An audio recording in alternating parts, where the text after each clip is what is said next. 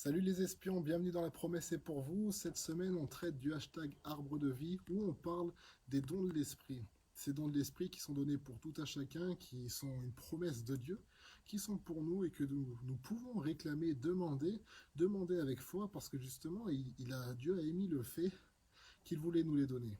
Alors à combien de fortes raisons, si on les demande, il les donnera. Dieu fait pas une promesse en vain, et ce que sa bouche dit, sa main l'accomplit. Et il a même pris le temps de l'écrire. Donc c'est vraiment pour vous dire à quel point c'est essentiel pour lui qu'on puisse en disposer.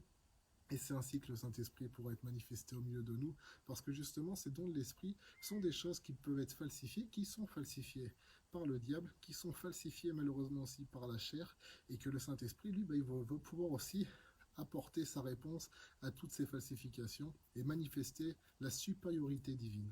Et donc on doit d'autant plus s'ouvrir à ces manifestations. C'est pas un don superficiel, bien au contraire, c'est un don essentiel pour cette fin des temps, pour nous qui sommes parvenus à la fin des temps et qui devons démontrer la supériorité de Jésus-Christ au milieu d'une génération qui a tendance à réellement oublier. Voilà. Donc on a parlé de différents dons, on a parlé de catégories de dons, on a parlé des dons de révélation et on a parlé hier des dons de parole. Aujourd'hui, j'aimerais vous parler des dons de puissance. Des dons de puissance, pourquoi? Pourquoi on appelle ça dons de puissance? Est-ce que les autres ne sont pas puissants? Dieu sait qu'ils le sont et nous devons le savoir aussi. C'est puissant d'avoir une parole de révélation, une parole de connaissance, de sagesse, discernement des esprits. C'est quelque chose d'impressionnant, même dans la forme.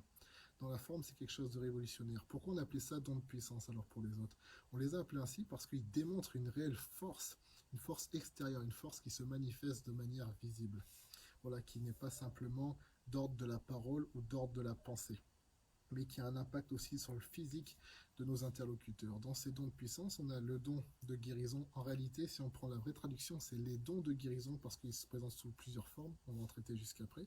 Donc on a les dons de guérison, on a le don de foi et le don des miracles. Qu'est-ce qu'on entend par don de guérison? Don de guérison, c'est quelque chose de vraiment impactant pour l'évangélisation comme pour les autres dons.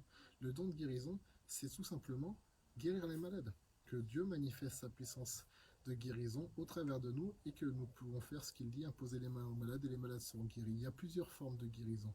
Tous peuvent guérir par la foi, par exemple. Il dit voici les signes qui accompagneront ceux qui auront cru dans Marc chapitre 16. Donc il y a une forme de guérison par la foi.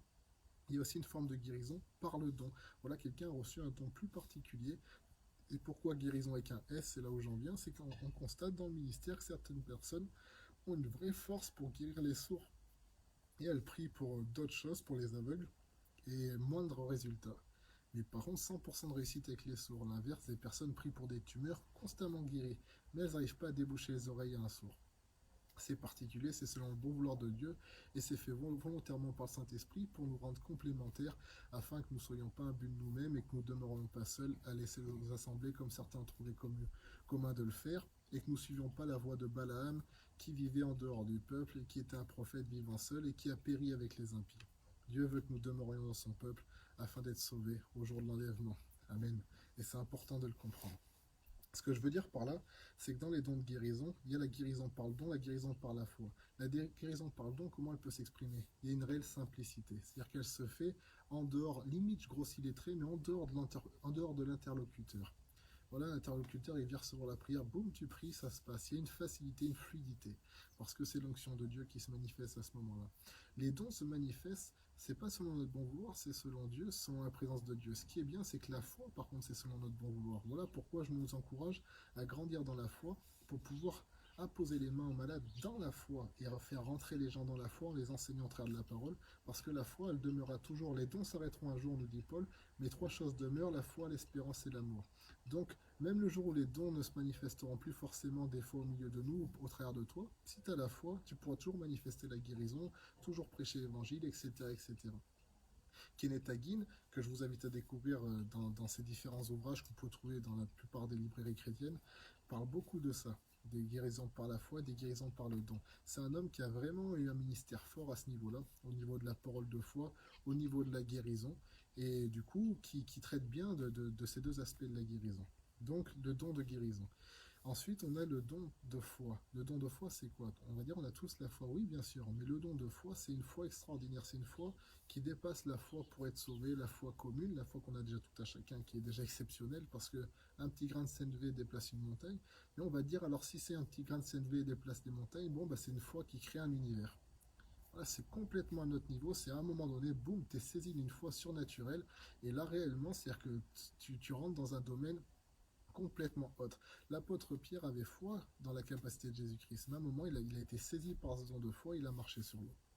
Voilà la différence, on va dire. Le don de foi, c'est une foi supplémentaire manifestée pour une situation particulière. Voilà, on ne demeure pas constamment dans le don de foi, il se manifeste comme tous les dons. On n'est pas tout le temps en train de prophétiser ou tout le temps en train de parler en langue, etc., etc. Mais il y a des moments donnés où se manifeste le don d'une manière plus grande et que certains ont reçu cette capacité à le laisser s'exprimer plus facilement. C'est ça, recevoir les dons de l'esprit. Le don de miracle, c'est quoi? Le don de miracle, tout simplement, oui, ça se rapproche du don de guérison et du don de foi, mais ça va au-delà. La guérison, c'est que ça concerne une maladie. Le don de miracle, ça peut être sur complètement autre chose. Un miracle financier, par exemple, vu que là je prends cet exemple-là parce que c'est complètement autre à la guérison. Ça peut être un don de miracle, je sais pas moi, quelque chose. Voilà,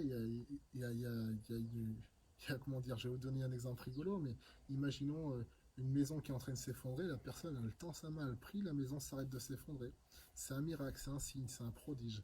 Voilà, c'est des dons dans ce domaine-là. Vous voyez, on a déjà vu des exemples, par exemple, dans The Last Reformation, vous voyez qu'à un moment, il prêche, et boum, dans le ciel, il se passe quelque chose, c'est marqué real, alors qu'il est en train de dire aux gens, this is real, c'est vrai. Et dans le ciel, il y a marqué vrai. Ça, c'est un miracle, par exemple. Un prodige, en l'occurrence, un signe. Et c'est vraiment dans ce sens-là aussi que c'est un don, c'est une capacité qui est très forte pour interpeller. Voilà, les dons de puissance, ils sont forts pour interpeller dans l'évangélisation, parce qu'ils démontrent concrètement, tu as vu ce qui vient de se passer, humainement parlant, c'est pas possible. On ne guérit pas d'une tumeur en s'imposant les mains, il n'y a pas quelque chose qui apparaît dans le ciel lorsque quelqu'un le déclare, et on ne bouge pas une montagne parce qu'on lui dit de partir. Donc ça, c'est vraiment des dons qui manifestent la capacité de Dieu. Voilà pour les dons de puissance, je vous laisse creuser aussi. C'est vraiment un sujet très intéressant. Et maintenant, on va continuer sur une quatrième catégorie de dons qui est souvent moins mise en avant, mais qui est tout aussi exceptionnelle parce qu'elle vient du même Dieu. Soyez bénis.